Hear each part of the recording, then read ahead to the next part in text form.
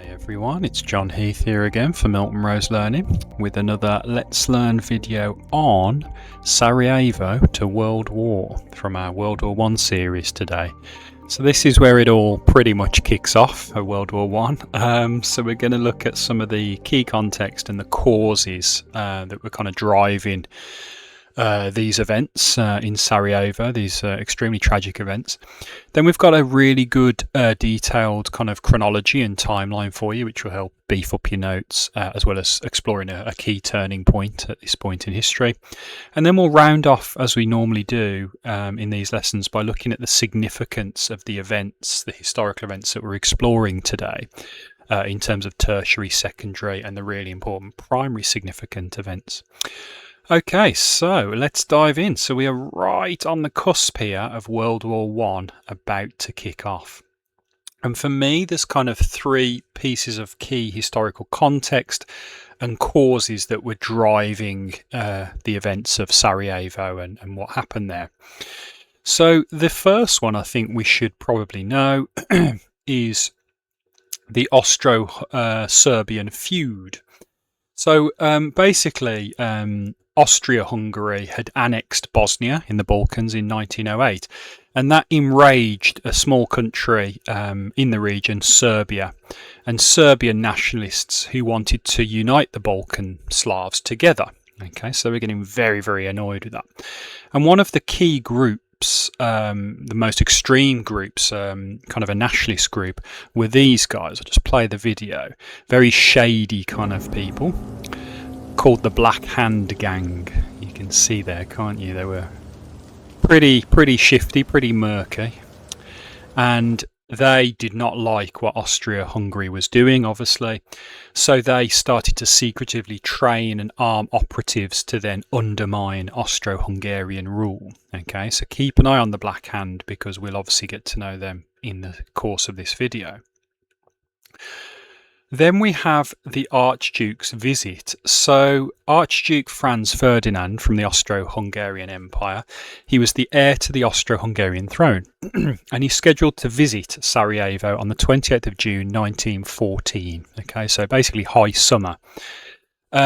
So basically the Black Hand Gang were kind of rubbing their hands with glee, metaphorically, and Gavrilo Princip, you can see the image there, 19-year-old Black Hand Gang assassin, seized a second chance after an earlier bomb attempt had failed, and he shoots the Archduke and his wife, and that's the trigger that kind of starts off this whole powder keg. The European powder keg kind of exploded after that assassination, but we'll get into that in a moment.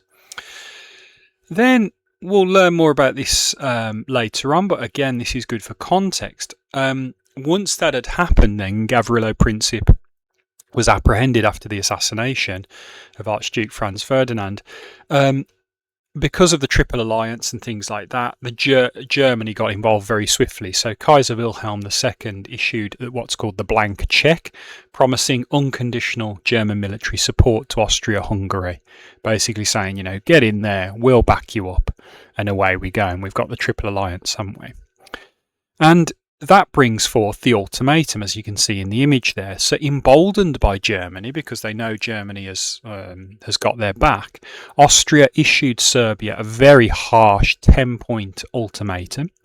But it was so harsh and brutal, they were doing it deliberately, because they knew that Serbia couldn't accept all of the terms, and so they would end up rejecting them. Serbia actually accepted 9 of them, but couldn't accept all 10, and so it was rejected and it provoked war. So war was declared on the 28th of July 1914. Okay, so those are the kind of key events just leading up to the declaration of war and the start of World War I. Now, let's dive into them in a little bit more detail for your notes. We've got a nice chronology here of the historical events. Okay. So first off then, as we were kind of alluding to, we have the assassination at Sarajevo. Okay, so on the 28th of June 1914. So basically, the royal target is, as the picture shows, so Archduke Franz Ferdinand and his wife Sophie.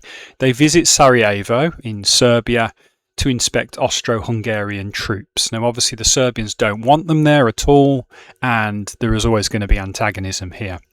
Gavrilo Princip, who we learnt about earlier, he tries an initial bomb attack, but it fails. And so 19-year-old Black Hand member Princip shot both royals at point-blank range. Okay, so they had no time to escape, and bang, bang, that's it. And that's the real trigger point here. So the catalyst then is the assassination gave Austria-Hungary the exact pretext that it wanted to crush Serbian nationalism.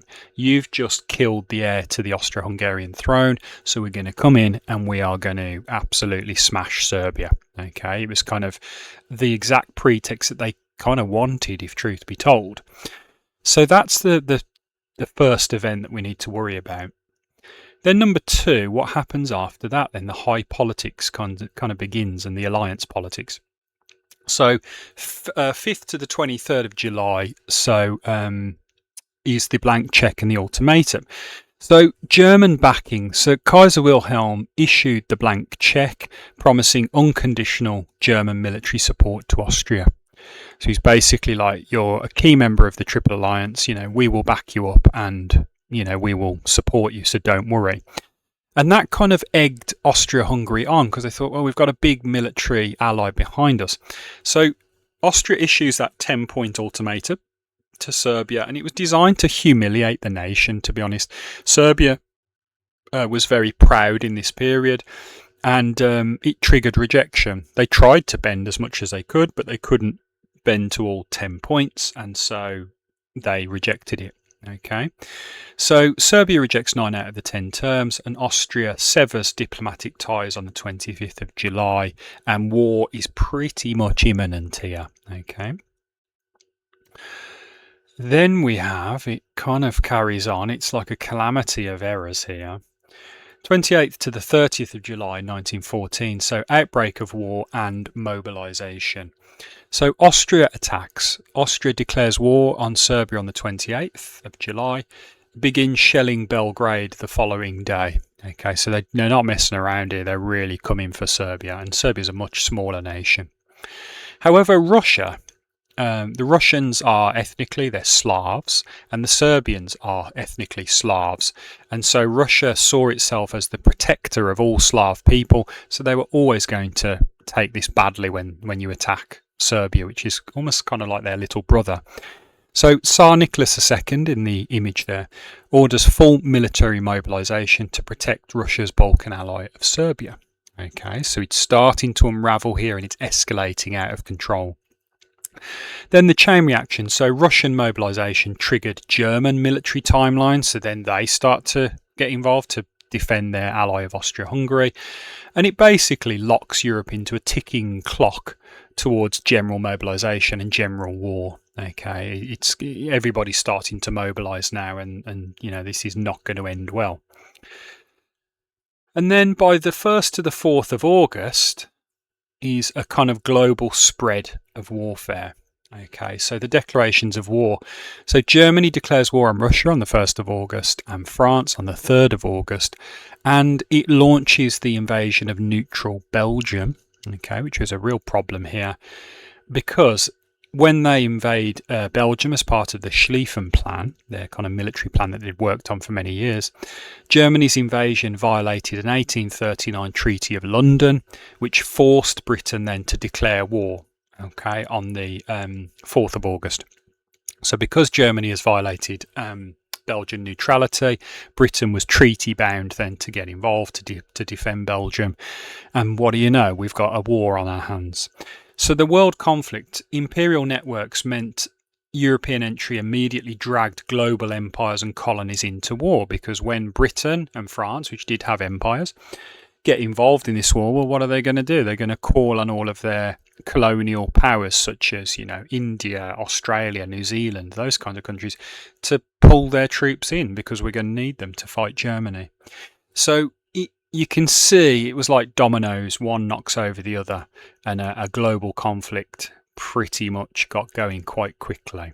Okay, but I think amidst all of those events, history is all about turning points, isn't it? And I think the turning point for me was the German invasion of Belgium, okay, 3rd and 4th of August 1914. And you can kind of see the German soldiers there starting to kind of cross the Belgian frontier, and they look like they mean business. And that triggers Britain's response. So let's just have a look at the turning point. So it was a strategic miscalculation because Germany assumed that Britain would remain neutral. They didn't think Britain would get involved. They thought, oh, whatever. And the Treaty of London was just a scrap of paper. It was like, oh, they're not going to honour that treaty at all. However, they got it wrong, obviously, because Britain did enter. So by crossing the Belgian border, it converted a continental European war into now a global conflict backed by the Royal Navy and the massive British Empire. Okay, so it was just gigantic, and then the whole thing unravels. Britain calls on its colonial subjects, the South Africans, Australians, New Zealanders, Canada, all of these kind of forces, and that makes it a global conflict. So that's the turning point for me, because I think the German invasion of Belgium forced Britain's hand to get involved. Okay, so you can see this conflict and all the events that were drawing it together. This start of this conflict was awful, wasn't it? But let's now look at, from the events of what we've just described, what was the significance of them? What were the consequences? Well, we know that consequences, some are very important, some are not very important, and it kind of depends. And historians will debate whether it's an important, significant consequence or not. We start with the tertiary, which are the not quite as important on some level, then the secondary, and then the primary being the most important. You can debate these as well. So you could say, no, John, I don't think that's tertiary. I would say secondary or primary. It depends, but this is just our kind of analysis.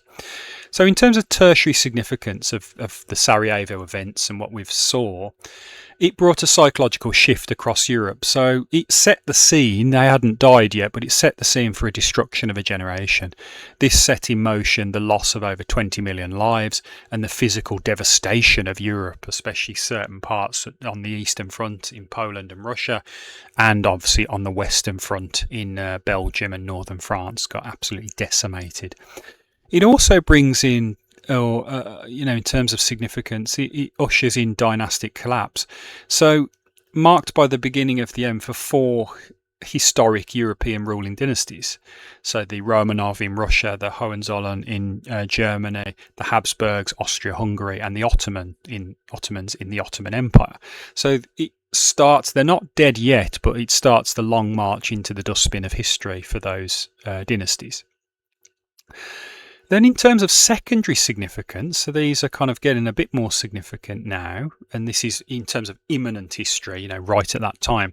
The invasion of Belgium and British entry, so the treaty obligations, so Germany's invasion of neutral Belgium, as we saw, forced Britain to honour the 1839 Treaty of London. It was not just a scrap of paper, and that brings in Britain with all of its empire and might. And the global escalation, so British entry immediately mobilised their manpower, economic power, and the naval reach of the entire British Empire. It was a massive strategic mistake on the Germans' behalf. And if I'm honest, it probably, if Germany didn't finish the war very quickly, it kind of condemned them to losing it just by sheer weight of arms and industrial capacity that the British Empire had. And then in terms of primary significance then for me, and again you can kind of debate this, but for me it's the kind of domino effect, and it kind of brings in this failure of diplomacy, because now there's no way back. We are going to end up killing each other for the next 4 years and killing millions of people. And as you can see, it leads to declarations of war, as you can see in the video.